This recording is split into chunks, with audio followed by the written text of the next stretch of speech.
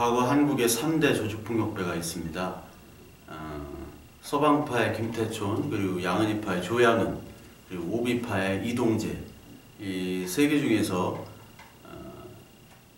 조양은 씨라고 있습니다. 조양은이 이제 그 양은이파 두목이었는데, 그땐 두목이 아니라 그땐 부하였죠. 1975년도에 명동 사보이 호텔에서 그때 가장 잘 나가던 그 신상사파를 제거하는 그런 역할을 하고, 또 그때 회칼이 처음 등장했어요. 이제 사시미칼이 그때 처음 등장해가지고 이 조양은이가 이제 감옥을 가게 되죠. 그 다음에 이제 감옥에 나와가지고 그 조용기 목사한테 안수를 받고 또 신학교를 가고 또 16살 아래 연하의 동시통역사는 또 결혼해가지고 딸도 낳고 그랬습니다. 영화도 찍고. 근데 이 양반이 계속해서 예수 그리스도를 믿는 신자라고 이렇게 얘기하면서도 폭력, 사기, 금품 갈취 이런 범죄에 계속 연루되고요. 2013년에는 필리핀에서 또 압송이 되기도 하고 3년 전에도 또 다시 문제를 일으켜서 구속 수감이 되고 그랬어요. 근데 이 채널을 그 기독교 채널을 보니까 에티오피아 선교사로 또 이 양반이 활동을 하더라고요. 그래서 그걸 보면서 저 사람은 정말 하나님을 믿는 사람인가? 예수 그리스도가 그 안에 있는가? 있다면 그 삶이 그렇게까지 되지 않았을 텐데, 그러면서 지금의 현재 모습은 과연 믿어야 될까라는 생각을 하면서 우리 모습을 다시 한번 생각해 보게 됐습니다. 저와 여러분들은 과연 예수 그리스도를 믿고 있는가? 과연 어떤 하나님을 믿고 있는가? 믿는다면 그 믿음의 진짜 본질과 그 표지는 어디에 있는가? 저 스스로도 한번 물어봤고요. 여러분들도 한번 말씀에 비춰서 여러분들의 모습을 좀 살펴봐야 됩니다. 우리가 예배를 드리거나 찬양을 할 때는 다 아주 신실해 보여요. 찬양하고 예배하는 모습 보십시오. 또 설교를 한다든가 또 찬송을 할 때, 기도를 할 때 얼마나 다 신실합니까? 다 신실해 보이죠? 근데 그런 신실한 모습을 가지고는 진짜 이 사람이 하나님을 택한, 하나님께서 택한 신자인지 아닌지를 구분할 수가 없어요. 그 구분할 수 있는 것은 고난과 핍박, 그리고 어려움이 있을 때, 그때 정말 하나님을 의지하는가? 그때 바로 드러나지, 지금은 드러나진 않아요. 다들 신실해 보이죠. 우리가 그 로마서 12장 그 영적인 예배를 계속 하고 있는데요. 이 영적인 예배는 예수 그리스도의 말씀이 들어온 예배입니다. 그 전까지는 예수 그리스도의 말씀이 아닌 내 열심으로 드리는 예배예요. 구약의 제사죠. 구약의 제사 막 열심히 하고 짐승을 죽이고 내가 열심히 헌신하는 그런 예배예요. 근데 그런 예배가 아니라 하나님의 말씀이 들어오면 우리가 꼬꾸라져야 되는 거예요. 우리가 죽어야 되는 겁니다. 산 제물로, 죽은 제물로 됐다가 예수 그리스도께서 살게 해주시는 거예요. 그 방법은 예수님이 대신 우리를 위해서 죽으시는 거예요. 그 예배가 될 때만이 진짜 하나님이 받으신 예배죠. 그래서 우리는 예수 그리스도께서 우리를 위해서 십자가를 지시고 십자가에 죽으셨듯이 우리도 역시 예수 그리스도를 위해서 십자가를 날마다 질 수밖에 없는 삶을 살도록 만들어 주신다는 겁니다. 그게 영적인 산 예배, 산 제물로 드리는 예배입니다. 그 십자가를 진다는 것은, 십자가는 죽음의 의미잖아요. 저와 여러분들은 날마다 죽는 겁니다. 날마다 죽고 말씀에 따라 죽고 말씀에 따라 살 때 우리는 산 제물로 드려지는 예배가 되는 거예요. 그러니까 늘 하나님의 말씀이 우리의 삶과 우리의 선택의 중심이 되어야 돼요. 그렇다면 우리는 여기서 드리는 그냥 예배뿐만 아니라 우리의 삶이 진짜 현장에서의 예배가 진짜 예배가 되겠죠. 그러니까 삶으로 드려지는 예배, 삶 자체가 예배인 거예요. 우리가 숨쉬고 우리가 어떤 것들을 보고 듣고 느끼고 선택하는 모든 것들의 중심은 하나님 예수 그리스도의 말씀이 중심이어야 됩니다. 그럴 때만이 우리가 진짜 예배를 드린다라고 할 수 있는 거예요. 우리가 공교회에 와가지고 찬양하고 기도하고 설교 멋들어지게 할 수 있습니다. 너무 멋있게 하나님을 찬양하고요, 고백할 수 있어요. 근데 그걸로는 진짜인지 아닌지를 판단할 수 없다니까요. 저와 여러분들도 스스로도 마찬가지로 생각해 보십시오. 진짜 아닌지 몰라요. 목사님들 설교를 듣고 은혜 받았습니다 하지만 사모님 표정이 굳어 있어. 그럼 그 은혜 받은 게 아니에요. 사모님이 진짜 은혜를 받아야지, 그 가장 가까이 사는 가족이 은혜를 받아야 되지, 그게 은혜를 받은 거지. 뭐 알지도 못하는 사람, 같이 살지도 못하는 사람은요, 그 말에 현혹될 수 있어요. 하나님이 진짜 예배하시는, 하나님을 예배하는 그 사람은 삶으로 드려지는 예배를 드릴 수밖에 없다. 하나님께서 그렇게 해 주실 것이다 라는 게 오늘 계속 이어지는 본문입니다. 그래서 우리는 공예배 플러스 삶이 같이 이루어지는 예배를 드려야 되는 거예요. 오늘 로마서 12장 1절부터 2절까지 그 영적인 예배, 하나님의 뜻, 예수 그리스도의 말씀으로 분별하는 그 분별력과 함께 3절부터 13절까지는 계속해서 이 삶에 대해서 얘기를 하고 있어요. 그래서 예수 그리스도 안에서 우리는 어떻게 해야 되느냐? 하나님의 은혜로 말미암아 너희 각 사람에서 말하노니 마땅히 생각할 그 이상의 생각을 품지 말고, 이런 말이 있습니다. 오직 하나님께서 각 사람에게 나누어 주신 믿음의 분량대로 지혜롭게 생각하라. 하나님께서 은혜를 우리에게 주셨죠. 예수 그리스도라는 선물을 우리에게 주셨습니다. 그렇기 때문에 너희는 각 사람에게 말하노니 마땅히 생각할 이상의 생각을 품지 말으라는 얘기예요. 이 말은 뭐냐면, 이 원어로 정확한 표현은 뭐냐면 자기를 높게 평가하지 말라는 얘기입니다. 너희들이 예배를 할 때 자기를 높게 평가하고 자기를 과시하는 것은 너희가 은혜로 받은 사람의 모습이 아니다라는 얘기입니다. 은혜라는 건 뭐냐면 나에게 자격이 없어요. 나에게 아무런 받을 조건이나 자격이 없음에도 불구하고 하나님이 주시는 거예요. 그냥 거저 주시는 거예요. 조건 없이 주시기 때문에 우리가 여기서 똑같은 존재라는 겁니다. 누구 하나 자랑할 것이 없어요. 자랑하되 주 안에서 자랑하고 예수 그리스도만 자랑하라고 고린도 교회에게 바울이 얘기했듯이 우리는 주 안에서만 자랑할 수 있어요. 아무도 자기를 높게 평가하지 말란 얘기입니다. 하나님의 나라는 우리의 인간의 조건이 다 사라진 나라입니다. 인간의 나라는 인간의 조건으로 이루어지는 나라예요. 인간의 조건, 인간이 가지고 있는 시스템에 따라서 그 조건의 우열을 가리지만 하나님의 나라는 모든 인간의 조건들이 사라지는 나라예요. 그게 바로 하나님의 나라며 하나님의 나라에 이루어진 표본이 바로 교회며, 교회는 하나님의 나라, 조건이 없어진 사람들의 모임이기 때문에 이 교회는 당연히 그런 조건들이 사라지게 되죠. 그래서 누가 돈이 많나, 누가 뭐 돈이 적냐, 누가 봉사를 많이 하고 뭐 기도를 많이 하고 이런 것들은 하나님 앞에서 뭐든지 다 무의미합니다. 의미가 없어요. 우리 교회를 다니는 교회는, 교인이 교회죠. 우리 교회는 이등병의 정신으로 늘 살아야 됩니다. 이등병은 교만할 수가 없어요. 지금의 이등병들은 좀 교만한 것 같아요. 근데 우리 때만 하더라도 라떼는 이등병이 뭐 쉴 틈이 없습니다. 겨울에도요, 이 손 막 밑에가 새카매요. 하도 일을 많이 하고 청소하고 뭐 훈련받고 하다 보니까 뜨거운 물도 잘 안 나와. 그러니까 손이 항상 새카맣니다. 이등병 항상 겸손합니다. 교회는요 다 이등병 자세로 겸손할 수밖에 없어야 돼요. 하나님 앞에서는 날마다 죽어야 돼요. 왜? 재물이기 때문에. 바울이 날마다 내가 죽노라. 이 재물이에요. 산 제사로 드리는 이 재물이기 때문에 우리는 교만할 수가 없습니다. 교회 공동체 구성원들을 보면 어떤 사람은 막 열등감에 빠져 있고 어떤 사람은 또 막 우월한 의식에 또 빠져 있어요. 이거 자체가 똑같습니다. 우월의식과 열등감은 똑같은 거예요. 왜? 예수 그리스도의 가치로 나를 보질 못하기 때문에.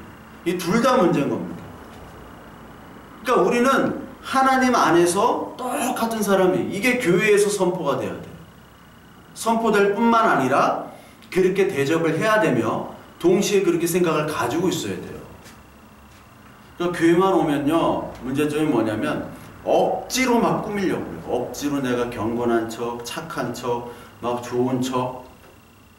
그리고 어떤 사람은 또 억지로 내가 뭐 열등감이 있는 척 막 이렇게 얘기를 해요. 이거 다 문제가 있습니다. 그러니까 자기 있는 그대로를 얘기하고 그대로를 하나님께서 받아주신다고 생각해야 됩니다. 그렇다고 막 내가 내 멋대로 막 성질 부리고 그런 얘기 아니에요. 내 있는 대로 내가 원래 다혈질이니까 막 성질을 부리자 이런 얘기는 아니죠. 그런 얘기가 아니라 내 부족한 모습임에도 불구하고 예수 그리스도 때문에 너와 나는 똑같다. 형제 자매 남녀노소가 다 그리스도의 말씀으로 똑같다라는 얘기예요. 왜? 하나님께서 우리를 구원하셨기 때문에. 우리는 똑같은 죄인이기 때문에. 그 구원하신 은혜밖에는 드러날 것이 없어요. 그 은혜가 있으려면 그 말씀이 우리를 쳐서 우리가 죽어야 되는 산 제물이 먼저 시작이 돼야죠. 제물로 우리는 죽어야지 다시 하나님께 살려주시는 거예요. 근데 죽지도 않고 막 살아서 돌아다니는 것들은 이게 바로 좀비입니다. 좀비. 이게 죽은 것도 아니고 산 것도 아니고 좀비 신앙을 가진 사람들이 있어요. 좀비 신앙. 제가 막 어떤 때는 막 설교하면 좀 뭐 계시록 이런 거 옛날에 막 설교했어요. 옛날 막 10년 전에. 그럼 막 할머니들이 다 졸고 계셔. 졸고 계시면 또 재밌는 얘기를 또 이렇게 해주면 또 이렇게 딱 떠. 자다가 떴다가 자다가 죽은 것 같으면 떴다가 죽은 것 같으면 살았다가 좀비 신앙. 자기가 죽지 않고 살아서 돌아다니는 사람. 계시록 2장에도 나오죠. 사대교회. 살았다는 이름을 가졌으나 너희는 죽은 자다. 이게 사대교회잖아요. 그러니까 교회 모습이 자기가 죽지도 않고 살아가지고 막 돌아다니는 인간들. 교만한 인간들입니다. 하나님 앞에서 말씀에 철저하게 죽어야 되는데 죽지도 않고 돌아다니는 인간들이 있어요. 이런 인간들은 좀비 인간들. 그러니까 우리는 하나님 앞에서 마땅히 생각할 그 이상의 생각을 품지 말고 자기를 높게 생각하지 말고 자기를 낮추어 생각해야 된다는 거죠. 이게 빌립보서 2장에 있는데 빌립보서 2장 1절에 그러므로 그리스도 안에 무슨 권면이나 사랑의 무슨 위로나 성령의 무슨 교제나 긍휼이나 자비가 있거든 마음을 같이하여 같은 사랑을 가지고 뜻을 합하여 한 마음을 품어 아무 일에든지 다툼이나 허용으로 하지 말고 오직 겸손한 마음으로 각각 자기보다 남을 낮게 여기고 각각 자기 일을 돌볼 뿐더러 또한 각각 다른 사람의 일을 돌보아 나의 기쁨을 충만하게 하라. 다툼이나 허용이나 그런 것으로 하지 말고 오직 겸손한 마음으로 자기보다 남을 낮게 여기라. 그러니까 싸우지 말고 여전도회끼리 싸우지 말고 남전도끼리 싸우지 말고 장로들끼리 누가 선입니다 누가 수석이다 이런 걸로 다투지 말고요. 자기가 자기보다 남이 더 낫다라는 생각을 가지고 허용을 버리고 그렇게 대접하라는 겁니다. 그게 참 예배자의 모습이죠. 그러면서 오늘 바울은 또 얘기합니다. 각 사람에게 나누신 믿음의 분량대로 지혜롭게 생각하라. 이렇게 얘기해요. 믿음의 분량대로. 이걸 딱 들어보면 아, 저 사람은 믿음이 이만큼 있고 나는 요만큼 있고 어떤 사람은 나보다 믿음이 더 크고 나는 더 적고 이렇게 생각할 수가 있어요. 근데 그런 얘기가 아니라 믿음의 분량대로 지혜롭게 생각하라. 지혜롭다는 말은 신중하고 건전하고 근신하고 정신을 차리라는 얘기예요. 그리고 생각하라는 말은 판단하라는 얘기예요. 그러니까 믿음의 분량대로 너희들은 정신을 잘 차리고 근신하여 판단하라는 얘기입니다. 이게 믿음의 분량이 있다라는 것은 분량 여기 원어는 측정을 한다는 얘기입니다. 믿음을 한번 다 측정을 해보면 우리에게 믿음이 있을까요? 하나님께서 저와 여러분들을 한번 다 측량을 한다고 하면 뭐가 나올까요? 믿음이 아마 거의 제로가 나올 겁니다. 거의 없을 거예요. 왜? 성경 말씀에 믿음 있는 자 하나도 없다고 얘기했으니까. 하나님을 찾는 자도 없고 의인도 없다고 로마서에 얘기했으니까. 우리에게는 정말 없어요. 믿음이 오직 없었으면 예수님께서 겨자씨만한 믿음이라도 있으면 그런 얘기를 하시잖아요. 겨자씨만한 믿음. 겨자씨만한 작은 믿음도 우리에게는 없다는 겁니다. 우리가 하나님을 사랑하지 않아요. 부르짖질 않습니다. 그렇다면 믿음의 분량이 뭐냐? 믿음의 분량은 예수 그리스도 그 선물 자체를 얘기하는 거예요. 너희들에게 예수 그리스도가 있다. 그렇지? 그러면 정신을 차리고 근신하여 한번 판단을 해라. 특히 이 믿음의 분량이란 단어를 어디에 많이 썼냐면 하나님의 선물, 즉 하나님이 주신 은사와 많이 같이 사용을 했습니다. 그래서 에베소 4장을 보면요. 4장 7절을 우리 보게 되면 우리 각 사람에게 그리스도의 선물의 분량대로 여기 나오죠. 은혜를 주셨나니. 그렇죠. 은혜를 주셨습니다. 4장 13절에 또 보면 우리가 다 하나님의 아들을 믿는 것과 다 아는 일이 하나가 되어 온전한 사람을 이루어 그리스도의 장성한 분량이 충만한 데까지 이르리니 이런 말이 있고요. 4장 16절에 보면 그에게 온 몸이 각 마디를 통하여 도움을 받음으로 연결되고 결합되어 각 지체의 분량대로 역사하여 그 몸을 자라게 하며 사랑 안에서 스스로 세우느니라. 이런 말씀이 있어요. 그러니까 하나님께서 주신 이 믿음의 분량은 늘 은사와 많이 있어요. 그래서 그 에베소 4장 11절에 보면요. 그가 어떤 사람은 사도로, 어떤 사람은 선지자로, 어떤 사람은 복음 전하는 자로, 어떤 사람은 목사와 교사로 삼으셨으니 이런 말이 있습니다. 그러니까 어떤 사람은 설교를 하고요. 어떤 사람은 교사를 하고 어떤 사람은 선지자를 하고 여기 나오지만 특히 고린도전서 12장에는 여러 가지 은사들이 다 있죠. 누구나 목사로 설교를 하는 것이 아니라 누구는 예배 시간에 설교를 하고 누구는 찬양을 하고 누구는 또 밥을 하고 또 설거지를 하고 교통봉사를 하고 다 다른 그런 은사들이 있다는 거예요. 다 다른 직분이 있다는 겁니다. 근데 그 모든 일들은 다 같아요. 다 하나예요. 다 똑같은 겁니다.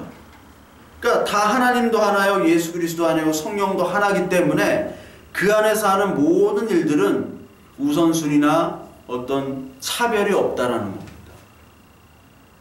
마틴 루터가 설거지하고 일하고 집안일하는 것과 설교하는 것과 동일하다고 얘기했듯이 마찬가지입니다. 우리가 오늘 예배할 때 설교하는 자나 또 듣는 자나 또 봉사하는 자나 다 똑같은 하나님 안에서 자녀입니다. 그 무엇보다도 어떤 것이 더 우선순위고 어떤 것이 더 중요하다는 것이 없어요. 다 똑같이 중요합니다. 예수 그리스도의 말씀이 우리 안에 있기 때문에 누구나 우리가 하는 모든 행위나 봉사와 말 이것들은 동일하게 적용이 돼야 돼요. 차별이 없이. 만약 이것들을 등급을 두고요. 그리고 차별을 둔다면 그 사람은 예수 그리스도의 말씀이 없는 사람입니다. 예수 그리스도의 말씀이 진정으로 없기 때문에 늘 우월의식과 열등의식에 빠져가지고 1등급, 2등급, 3등급 그걸 등급으로 나누는 거예요. 우리나라는 다 등급 체계화가 되어 있어요. 대학부터 뭐든지 다 등수로 되어 있습니다. 파리 같은 데는 뭐 1대학부터 13대학까지 이렇게 나눠버렸잖아요, 그냥. 소르보는 대학이 4대학으로 바뀌었어요. 그것도 한 거의 50년 돼가요, 바뀐 지가. 그러니까 우리나라도 그렇게 바꾸자라고 얘기하는데 우리나라는 이 등급 문화, 계급 문화, 군사 문화, 이 획일적인 문화 그런 것들이 교회에도 너무나 많아요. 경쟁. 그래서 목사가 장로, 권사, 뭐 집사 이게 계급이 아닙니다. 그냥 직분이에요. 똑같아요. 그렇기 때문에 누구나에게 목사에게 얘기를 할 수 있고요. 그리고 장로에게 누구나 가서 얘기를 할 수 있어요. 그래야 돼요. 근데 목사 만나기가 참 힘들어. 장로님한테 무슨 건의를 하면 장로님 11조도 안 하는데 나만큼 헌금해? 헌금한 다음에 얘기해. 이게 현실이란 말이에요. 그러니까 이게 다 계급화가 되어 있어요. 밖에서 누리지 못하는 권력을 교회에서 누리려고 해요. 어떤 권사님은 남편이 장로 되는 게 자기 기도 제목, 소원이에요. 맨날 그걸로 기도해요. 그래서 왜 장로 되는 걸 그렇게 기도하냐 하니까 알고 보니까 자기 동료 권사들 남편은 다 장로인데 자기 남편만 집사야. 안수 집사 20호봉. 실제로 어떤 분은 안수 집사 20호봉이라 교회 떠난 분도 있어요. 처음 뵀는데 아유 누구 집사입니다. 제가 안수 집사 20호봉입니다. 이렇게 인사를 하더라고요. 아 20호봉이면 어떠고 30호봉이면 어떻습니까? 그 집사면 집사지 안수 집사는 뭐예요? 안수 집사는 우리나라만 있는 거예요. 안수 집사, 권사, 뭐 권찰, 뭐 우리나라는 뭐 별게 다 있어. 뭐 구역장, 뭐 셀장, 뭐 목자, 뭐 별게 다 있어요. 우리나라는 뭐 팀장. 하여튼 잘 만들어. 예? 그게 목표예요. 남편 장로 되는 게. 그게 어떻게 목표가 될 수 있습니까? 장로 되려면 또 돈을 내야 돼요. 몇백에서 또 몇천, 큰 교회는 몇천 내요. 그 돈 주고 그걸 장로를 사는 거예요. 그게 있을 수 있는 얘기입니까? 또 어떤 분은 또 우리 목사님 훌륭하대요. 왜 훌륭합니까? 그러니까 우리 교회는 돈 안 내도 된대. 딴 교회는 막 이런 장로 뭐 권사 되는 거 돈을 내야 되는데 우리 교회는 그런 거 폐지했다. 아주 훌륭한 목사님이다. 한국 교회가 이 정도 수준입니다. 얼마나 존경할 게 없으면 그거 없앴다고 존경을 합니까? 존경할 것도 참 없어요. 예수 그리스도께서 선비라고 주신 그런 은사들이 다 있어요. 누구나 다 말을 잘하고 누구나 다 노래를 잘하고 하진 않잖아요. 누구나 또 설거지 음식 못합니다. 그 특화된 사람이 있어요. 달란트가 있단 말이에요. 근데 그 재능을 하나님께 드려야 되는데 그리고 그 재능을 사실 하나님께 주신 것에 대해서 감사만 해야 되는데 이게 재능을 뽐내는 데 쓰이고 그리고 자랑하는 데 쓰이고 서로 경쟁하는 데 쓰인단 말이에요. 하나님이 괜히 주셨다고 생각하실 거예요. 그러니까 우리는요 모두 다 똑같은 사람이고 우리의 두목, 우리의 머리는 예수 그리스도입니다. 그러니까 교회는 몸이고요 그리고 머리는 예수 그리스도예요. 예수 그리스도 몸으로 머리를 통해서 나오는 명령에 의해서 몸이 움직여지고요. 온 몸은 다 소중합니다. 심장이 소중하냐, 뭐 간이 더 소중하냐, 손이 더 소중하냐 아니에요. 다 소중해요. 하나님 보시기에는 다 소중합니다. 하나님 부르신 자들은 빈부에 상관없이 남녀노소 상관없이 다 소중한 사람들이에요. 에베소 1장 20절부터 보면 그의 능력이 그리스도 안에서 역사하사 죽은 자들 가운데서 다시 살리시고 하늘에서 자기의 오른편에 앉히사 모든 통치와 권세와 능력과 주권이 이 세상뿐 아니라 오는 세상에 일컫는 모든 이름 위에 뛰어나게 하시고 또 만물을 그 발 아래 복종하게 하시고 그를 만물 위에 교리의 몸으로 삼으셨느니라. 교회는 그의 몸이니 만물 안에서 만물을 충만하게 하신 이의 충만함이니라. 교회는 그의 몸이래요. 예수 그리스도의 몸이래요. 예수 그리스도의 몸이죠. 그리고 에베소 골로새서 1장을 보면요.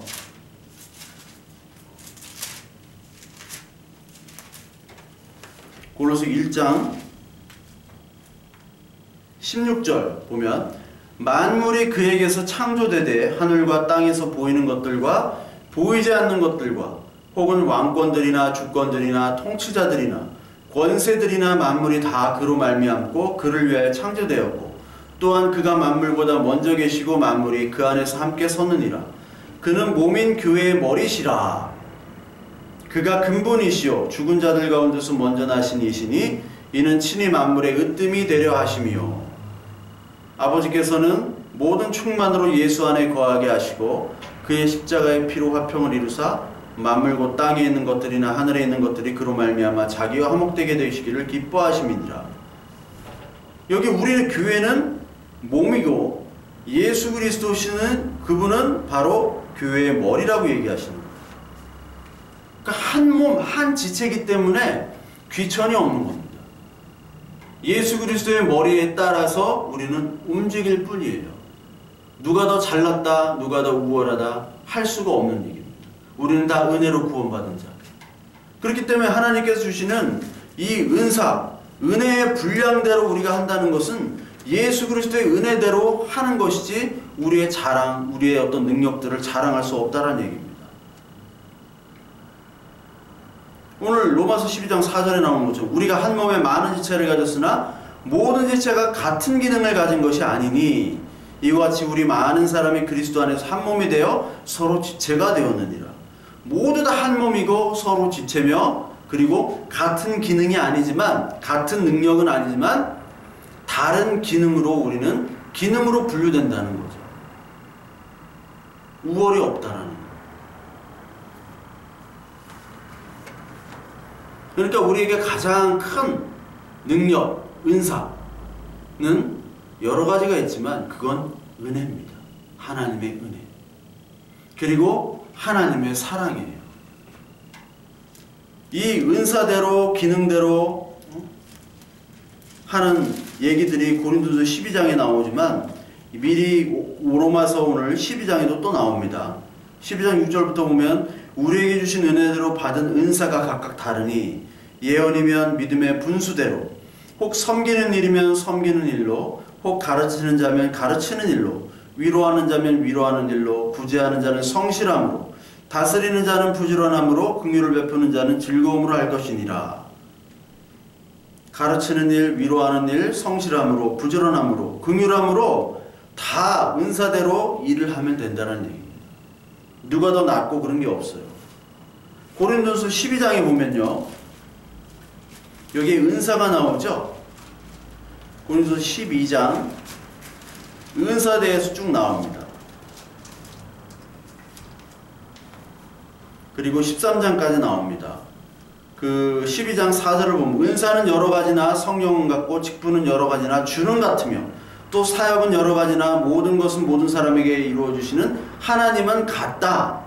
그 은사나 직분은 다 다르지만 섬기는 하나님은 같기 때문에 우리에게 은사나 직분은 똑같은 겁니다. 분량이 똑같아요. 청소하는 사람이나 설교하는 사람이나. 여기도 어떤 사람에게는 말씀을, 어떤 사람에게는 성경을 따라 지식을, 어떤 사람은 고치는 능력을, 그리고 어떤 사람은 예언하고 영분별하고 각종 방언함과 통변함을 이런 것들을 다 주셨다고 얘기를 해요. 그러면서 12장, 고린도서 12장 전체는 은사를 얘기하면서 13장으로 넘어갈 때 이제 사랑이 나오죠. 사랑. 은사가 끝난 다음에는 사랑이 나와요. 고린도전서에. 그리고 똑같이 오늘 로마서 12장 아까 읽었는데 12장에 은사가 나오면서 다음엔 사랑이 나옵니다. 똑같은 구조예요.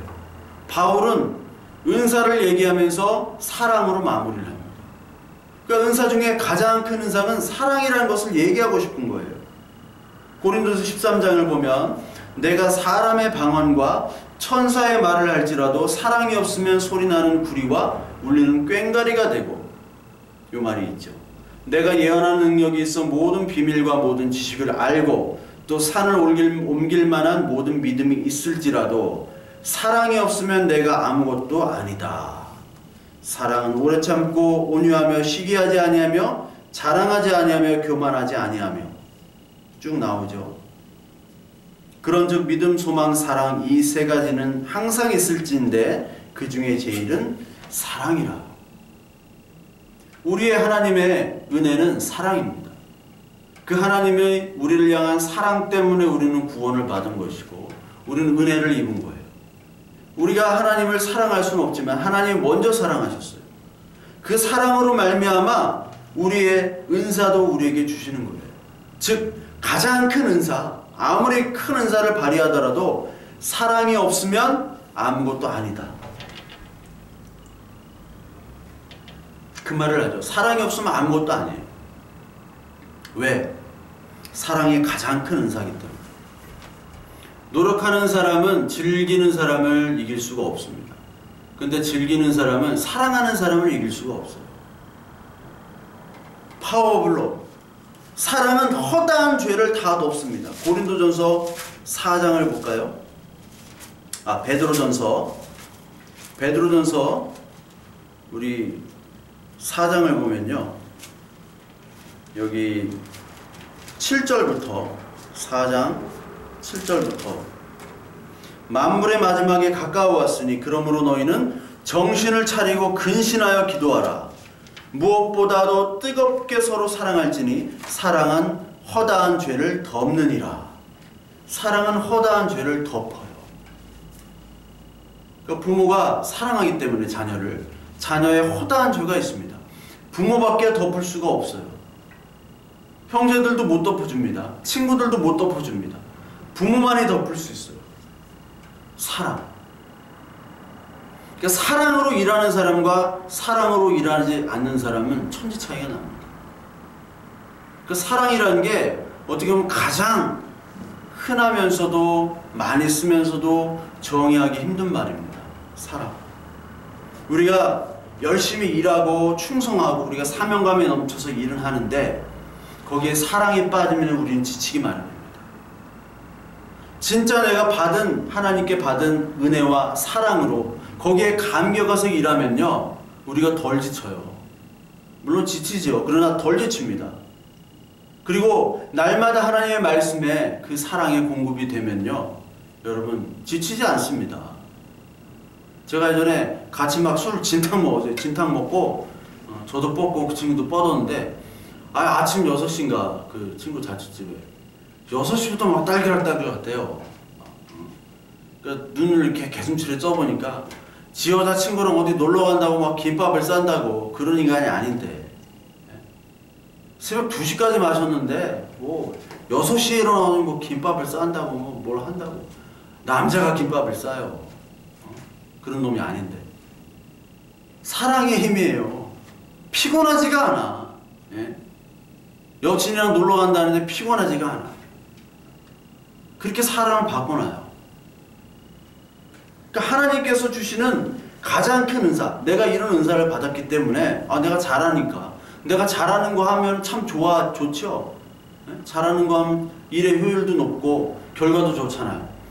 근데 그 잘하는 것보다 더 크게 할 수 있는, 더 많이 할 수 있는 건 사랑으로 하는 거예요. 그 사람을 사랑하면요, 없는 힘도 나오고요, 없는 은사도 생겨요. 왜? 노력하니까. 기쁨으로 노력하니까. 여자친구를 위해서 막 뜨개들도 다 못하는데 십자수를 막 이렇게 막 밤새도록 하고. 근데 그런 거 십자수 갖다 주면 안 좋아합니다. 명품 가방. 옛날에 왜 남성인권위원회인가? 네 생일에는 명품 가방, 내 생일에는 십자수냐? 여자들은 십자수 안 좋아해요. 명품 가방 좋아합니다. 그런 거 할 필요는 없고. 하여튼 이 사랑으로 일하면 없던 힘도 나고요, 없는 은사도 생겨요. 그러니까 여러분 봉사를 막 애써서 막 사명을 가지고 막 투철한 사명감을 가지고 일하는 것이 아니라 하나님을 사랑해 보세요. 그리고 우리 교회와 그리고 형제 자매들을 사랑하는 마음으로 하세요. 내가 오늘 이러한 화장실 청소를 함으로 이 사랑하는 형제 자매들이 이용하겠구나. 내가 지금 밥을 하고 빨래를 하고 뭐 청소를 하는데 또 내가 사랑하는 형제들을 위해서 하는구나. 이 형제들이 얼마나 깨끗하게 이용할 때 기분이 좋을까. 이런 마음으로 형제 자매를 사랑하고 그리고 우리 부모 형제를 사랑하면 일한다면 그것이 더 기쁨으로 나타날 텐데, 그러니까 우리가 바뀌어야 됩니다. 막 헌신하고 막 사명감으로 이런 거에서 이제 사랑으로 변해야 돼. 사랑으로 일하자. 일로 하지 말고 사랑으로 하자. 일로 하나가 되는 것이 아니라 사랑으로 한 몸이 되자. 그럴 때 효율이 있는 것이고, 그럴 때 진짜 하나님의 사랑이 느껴지는 거예요. 진짜 교회가 되는 거고 진짜 가정이 되는 겁니다. 그러니까 사랑을 잃으면 다 잃는 거예요. 에베소 교회에게 하나님이 요한을 통해서 책망하는 게 있습니다. 그 계시록 2장에 보면 에베소 교회 칭찬을 하죠. 칭찬을 합니다. 칭찬을 하는데 책망하는 것이 하나 있어요. 너를 책망하는 것이 있나니 너의 처음 사랑을 버렸느니라. 그러므로 어디서 떨어진 일을 생각하고 회개하여 처음 행위를 가지라. 네가 니고라당의 행위를 미워하는 것, 그리고 수고하고 인내하고 그런 것들은 네가 칭찬을 한다. 그리고 니고라당에 대해서 교리적으로 잘 가르치고 쫓아내고 한 건 너무 좋다. 잘한다. 근데 너에게는 한 가지 사랑이 부족하다. 사랑을 잊어버렸다. 그 사랑이 어디서부터 잘못됐는지를 회복해라. 그러니까 사랑이 부족하다는 거예요. 죄라는 건요, 자기만을 사랑하는 겁니다. 그리고 자기의 유익되는 자기 가정, 자기가 좋아하는 사람만 사랑하고 보호하고 위하는 것이 바로 죄예요. 이게 죄의 기본이 자기 사랑이잖아요. 자기만 사랑. 자기만 사랑하기 때문에 선악과를 먹었죠. 이 선악과를 먹은 후에 자기가 행복해지려고 먹은 거예요. 자기만 행복하고 자기만 사랑하려고 하는 거 죄예요. 그러니까 자기만 편하게 지려고 지금도 막 사재기를 하고 있잖아요. 전 세계가. 자기만 살려고. 선지서 미가서 강의하고 있는데 선지서에도 보면 자기가 잘 살려고 가난한 사람들을 학대하고 그 사람들의 재산을 빼앗습니다. 착취하는 거예요. 자기 사랑에서 나온 거죠. 그게 죄입니다. 교만한 거예요. 이 에베소 교회는 지식적으로는 풍부했어요. 열심도 많았고 헌신도 많았어요. 사랑이 없다는 거예요. 사랑은요, 여러분 비효율적입니다. 비생산적이에요. 이유도 없어요. 진짜 사랑은 이유가 없어요. 조건이 아니기 때문에. 남들을 미워하고 헐뜯고 비판하는 데는요, 우리 머리 합리, 논리, 이성, 그리고 어떻게 꼼수를 써가지고 저 사람을 아주 어려움에 빠뜨려야지 하는 그런 걸로 머리가 돌아가요. 합리, 효율, 이성을 따지는 게 바로 비판하고 미워하는 데 우리의 온 재능들을 다 사용합니다. 근데요, 사랑은 이유가 없기 때문에 바보같이 맨날 당하는 거예요. 그러니까 자식 이르기는 부모 없다고. 자식을 어떻게 얘기해요? 자식은 부모를 안 사랑하는데 부모가 자식을 사랑하니까. 사랑하는 사람이 지는 거죠. 우리와 하나님이 맞붙을 때 우리는 하나님을 사랑하진 않아요. 근데 하나님은 우리를 사랑하기 때문에 계속해서 사랑의 메시지를 주시고 사랑의 환경으로 만들어주세요. 우리가 볼 때 사랑이 아닌 하나님이 볼 때 사랑이에요.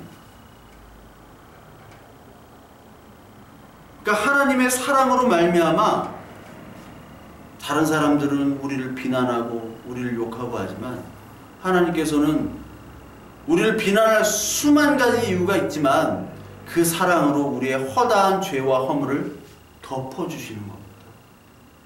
이 덮어주시는 그 하나님의 사랑을 우리가 예배 시간에 느껴야 되는 거고 그 사랑을 예배하고 찬양해야 되는 겁니다. 그게 예배의 요소예요. 우리는 사랑이 아니라 하나님의 사랑이죠. 우리가 사랑하는 것이 아니라 하나님께서 먼저 사랑하셨어요. 요한일서 4장 7절에 보면 사랑하는 자들아 우리가 서로 사랑하자. 사랑은 하나님께 속한 것이니 사랑하는 자마다 하나님으로부터 나서 하나님을 알고 사랑하지 아니하는 자는 하나님을 알지 못하나니 이는 하나님은 사랑이심이라. 하나님은 원래 사랑이래요. 우리는 사랑이 아닙니다. 하나님이 사랑이에요. 하나님의 사랑은 하나님께 속한 것이래요. 그 사랑은 어떻게 나타났냐? 요한일서 4장 9절에 하나님의 사랑이 우리에게 이렇게 나타난 바 되었으니 하나님이 자기의 독생자를 세상에 보내심은 그로 말미암아 우리를 살리려 하심이라. 아직 죄인 되었을 때 하나님께서 독생자로 말미암아 하나님의 사랑을 보내신 거예요. 사랑은 여기 있으니 우리가 하나님을 사랑한 것이 아니요 하나님이 우리를 사랑하사 우리 죄를 속하게 위하여 화목제물로 그 아들을 보내셨습니다. 하나님의 사랑의 클라이막스는 예수 그리스도, 그 우리의 죄를 위해서 화목제물로 예수 그리스도를 죽게 하신 그 하나님께서 주시는 사랑의 언약, 우리가 아직 죄인 됐을 때 예수 그리스도가 죽으심으로 하나님의 사랑을 증명했다고 나오죠.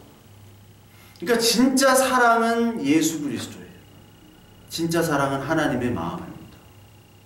이 세상의 모든 사랑은 가짜 사랑이에요. 그나마 좀 가까운 게 자식을 향한 부모 사랑이에요. 그렇지만 그것도 온전하지 않죠. 온전하지 않습니다.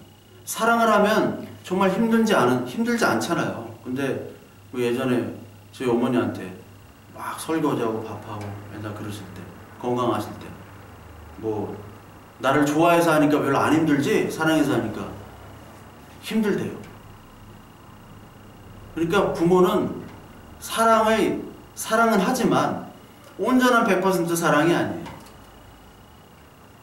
부모와 자식 간 관계, 결혼의 제도, 이 모든 제도들을 하나님과 우리와의 관계, 그리고 교회와 예수 그리스도의 관계를 위해서 우리에게 허락하신 거예요. 그러니까 그 관계를 통해서 하나님과 우리와의 관계, 그리고 예수 그리스도와 교회의 관계를 우리는 보라고 하나님이 주신 것이에요. 그러나 그것이 온전하지는 않기 때문에 하늘나라의 그 사랑, 예수 그리스도의 사랑, 그 온전한 사랑을 더 소망하라고 주신 거란 말이에요. 아시겠죠? 율법과 복음처럼 율법은 복음의 예표잖아요. 율법의 모든 것들은 예수 그리스도를 나타내는 거거든요. 율법에 머무르지 말고 예수 그리스도 오라는 것처럼 이 세상의 제도, 가정제도, 부모 자식 간의 관계, 결혼, 이런 것들은 우상이 되어서는 안 되고, 이런 것들의 불완전한 모습을 통해서 내가 정말 이 자녀들을 사랑하지 않는구나. 내가 정말 부모를 사랑하지 않는구나. 정말 하나님의 사랑이 진짜 온전한 사랑이구나. 그렇기 때문에 하나님께서 주신 그 100%의 사랑을 받기 때문에 우리는 우리에게 가까운 이웃, 가정, 우리가 만나는 사람들에게 사랑을 나눠야겠구나. 그런 쪽으로 나가야 되는 거예요. 그래서 요한일서 4장 11절에 사랑하는 자들아 하나님이 이같이 우리를 사랑하셨은즉 우리도 서로 사랑하는 것이 마땅하도다. 진짜 사랑, 예수 그리스도의 사랑을 주셨으니까 우리는 흉내라도 내야 되는 거예요. 흉내 내라는 거예요. 100% 사랑 못합니다. 예? 그러나 사랑하라는 거예요. 이웃 사랑, 형제 사랑. 우리 인간의 사랑은 다 불완전합니다. 사랑해서 때리잖아요. 데이트 폭력, 사랑한다 하고 때리고. 집착이죠, 집착. 그러니까 인간의 사랑은 다 왜곡된 사랑입니다. 인간의 사랑의 본질은 다 자기의 사랑, 자기의 행복, 자기의 자존심이에요. 그것보다 더 위의 사랑은 없습니다. 오직 예수 그리스도의 사랑, 그 예수 그리스도의 말씀만이 이 땅이 다 사라진다고 하더라도 그것만 남는 거예요. 우리는 다 알아요. 다 아는데 예배 드리고 하는 거 다 압니다. 근데 문제는 뭐냐? 이 사랑으로 살아가는 것이 힘들죠. 우리가 로마서 12장으로 다시 넘어와서 사랑에는 거짓이 없나니 악을 미워하고 선에 속하라. 이 사랑에는 예수 그리스도 사랑이에요. 거짓이 없어요. 그 하나님의 사랑을 받기 때문에 10절 형제를 사랑하여 서로 우애하고 존경하기를 서로 먼저 하며 부지런히 게으르지 말고 열심을 품고 주를 섬기라. 서로 사랑하라. 이 말씀을 들으면요, 일단 부담감부터 생깁니다. 그렇죠. 저와 여러분들은 원래 사랑이 없는 사람이에요. 하나님을 사랑하지도 않고 하나님을 사랑하지 않기 때문에 이웃들을 내 진심으로 하나님의 받은 사랑으로 사랑할 수가 없어요. 그냥 양심으로, 관계로 그냥 마지못해가지고 사랑할 수는 있지만 그 하나님이 주신 온전한 진짜 사랑으로 말미암아 주님이 나를 용서해 주신 것 같이 남을 용서하고 주님이 나를 사랑해 주신 것 같이 남을 사랑하고 말은 하지만 행동으로 하기가 부담스럽습니다. 힘듭니다. 정말 힘들어요. 왜? 내가 죽어야 되기 때문에. 사랑은요, 내가 죽고 예수 그리스도의 그 사랑만 살아남아야지만 진짜 사랑을 할 수 있어요. 너무너무 어려운 겁니다. 열심히 기도하고 막 밤새 기도하고 막 설교하고 그 찬양하고 예배는 뭐 하루 종일 드릴 수 있지만 남을 사랑한다 쉽지 않습니다. 사랑하기 쉽지 않은 사람들이 너무나 많아요. 범죄자들을 사랑할 수 있습니까? 여러분 노숙자 사랑할 수 있어요? 그런 사람 집에 와서 한 끼 대접할 수 있어요? 힘듭니다. 근데 여러분 그런 사람들은 한 번 할 수는 있어요. 근데 가장 사랑하기 힘든 사람 바로 우리 옆에 있는 가족들입니다.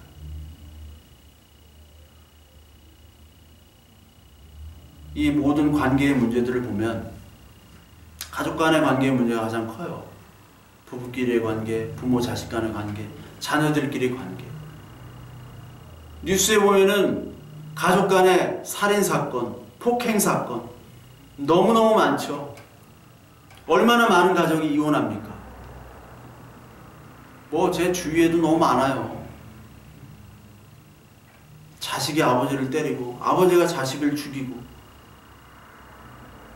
부부간에 서로 때리고 죽이고 이런 뉴스들 뿐만 아니라 주위에도 너무 많이 벌어져요. 서로 미워하고 가족 결혼해서 가족을 이루는 것은 화목하고 사랑을 위해서 살아야 되는데 그렇게 주님 안에서 살아야 되라고 하나님께서 주신 제도인데 그 인간의 제도가 완전히 왜곡되고 다 깨져버렸습니다. 우리의 현실이에요. 너무나 아픈 모습이에요. 이걸 어떻게 하면 좋을까요?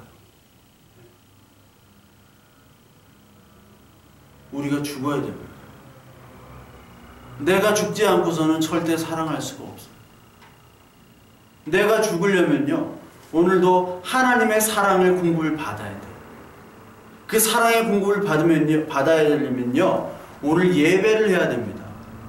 내가 죽는 예배, 내가 제물이 되는 예배, 그리고 제물 대신 하나님의 말씀, 그 사랑이 들어와서 내가 죽어야겠구나. 아, 내가 죽는구나. 내가 죽고 사랑을 베풀어야겠구나. 예수 그리스도께서 나를 위해 죽으셨다면 나도 그 사랑을 따라 예수 그리스도를 위해서 죽겠습니다. 내 성질을 죽이고요, 내 마음을 죽이고요, 내 욕망을 죽여서 하나님 받은 그 사랑을 내가 나누겠습니다. 주겠습니다. 누구부터? 가정부터. 정말 사랑하기 힘든 사람이 가정에 있어요. 다. 저도 그렇고 여러분들도 그래요. 아주 소수일걸요? 아닌 분들. 막 어머니만 보면 막 사랑스럽고 아버지 보면 사랑스럽고 형제 막 자매 보면 사랑스럽고 집안에 그런 가정 별로 없을 거예요. 뭐 목사님, 장로님, 권사님 똑같습니다. 근데 그 사랑이 회복되려면요, 진짜 사랑이 날마다 공급돼야 돼요. 그럼 내가 죽어야 돼요. 나는 공고한 자입니다. 정말 공고한 자입니다. 하나님의 사랑을 오늘 받고 싶습니다. 그래야 내가 죽고, 그래야 내가 사랑할 수 있습니다. 더 이상 사랑하지 않고 미워할 수 없어요. 하나님, 나부터 변하게 해주시고, 나부터 사랑할 수 있게 주님의 사랑 주세요. 주님의 말씀 주세요. 나 공고한 자이오니 하나님 나에게 사랑 주세요. 이 기도 우리가 해야 됩니다. 막 달라만 하고 막 돈 달라고만 하고 이런 기도 말고 하나님, 주님 나에게 사랑 주세요. 사랑의 은사를 주세요. 그럼 내가 죽어야 됩니다. 말씀으로 죽게 해주세요. 억지로 죽게 하는 거 말고 저절로 죽게 해주세요. 하나님, 내가 죽기 싫은데도 저절로 힘 빠져서 죽게 하고 내 마음에 미움과 증오와 질투, 시기가 아닌 하나님의 사랑과 온유와 그런 너그러움과 품위와 그런 마음을 하나님 주세요. 나를 죽여주세요. 날마다 죽노라. 바울이 얘기했던 것처럼 우리는 날마다 제사 드려야 돼요. 상번제, 날마다 드리는 제사. 오늘 받은 은혜와 오늘 받은 예배로 오늘은 살 수 있지만 내일은 살 수 없습니다. 내일은 또 예배하고 또 내가 죽어야 되고 또 제사 드려야 돼요. 말씀에 대해서 드려야 됩니다. 그래야 사랑이 살아나고 내 마음속에 미움이 사라져요.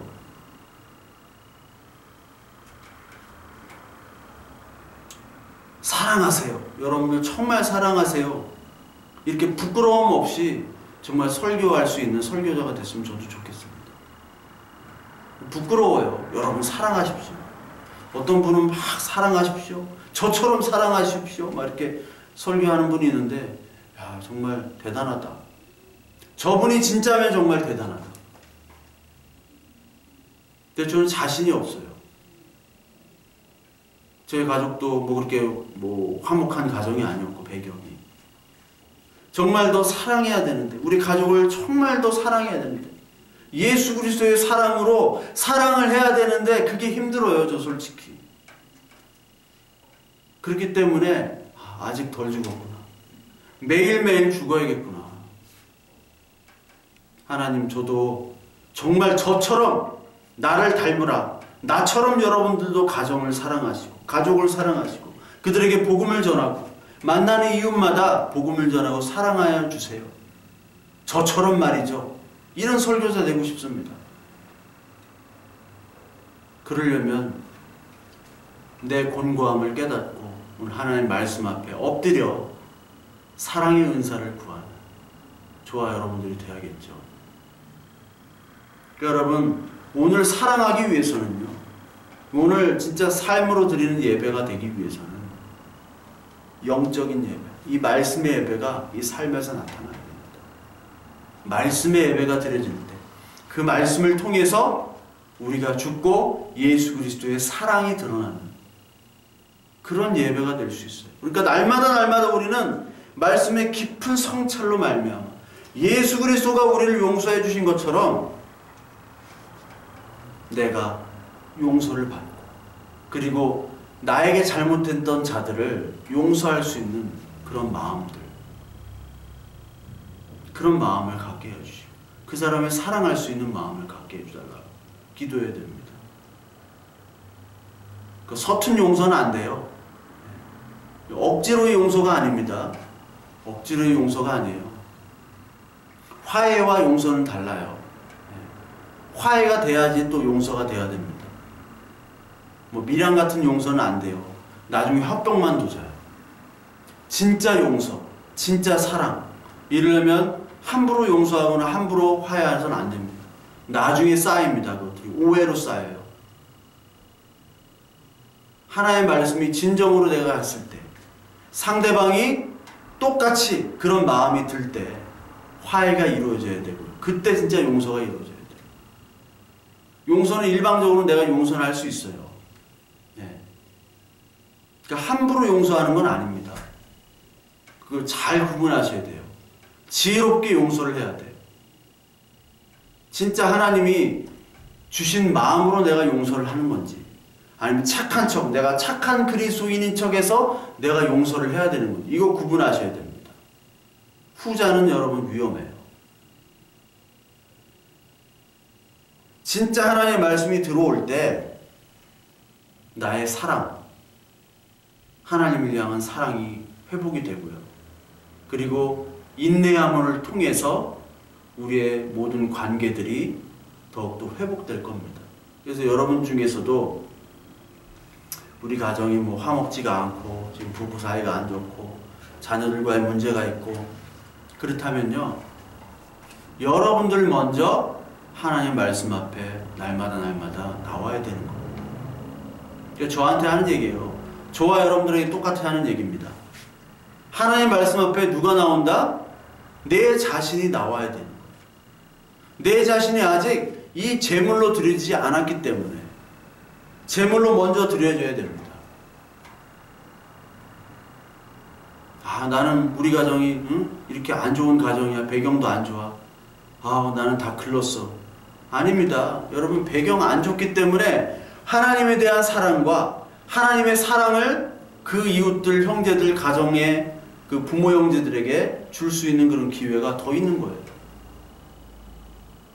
이 땅에서 여러분 언제 하나님이 데려가실 줄 모릅니다. 그렇기 때문에 기회 있을 때 하나님의 사랑으로 여러분들의 가정과 여러분들의 가족과 그리고 여러분들 주위에 있는 친지들, 친구들에게 하나님의 말씀과 사랑을 전할 수 있어야 되는 거예요. 언제 불러갈지 모릅니다. 사랑으로 전해야 되는 거예요. 억지로가 아니라. 억지로 내 사명감, 막 헌신 이런 거 아니라 진짜 사랑에서 베풀어지는 그런 사랑의 모습, 그런 행위들. 그렇게 되려면 여러분 오늘 하나님의 말씀 안에서, 말씀 앞에서 여러분 오늘 무릎 꿇고 기도하는 겁니다. 그 앞에서 무릎이 꿇어져야 돼요. 자녀들이 내 마음대로 안 된다.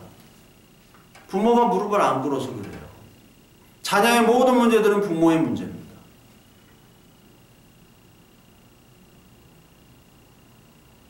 오늘 하나님 앞에서 하나님의 말씀으로 드려지는 산제사로 내가 완전히 힘이 빠져가지고 죽은 재물이 되어야 됩니다.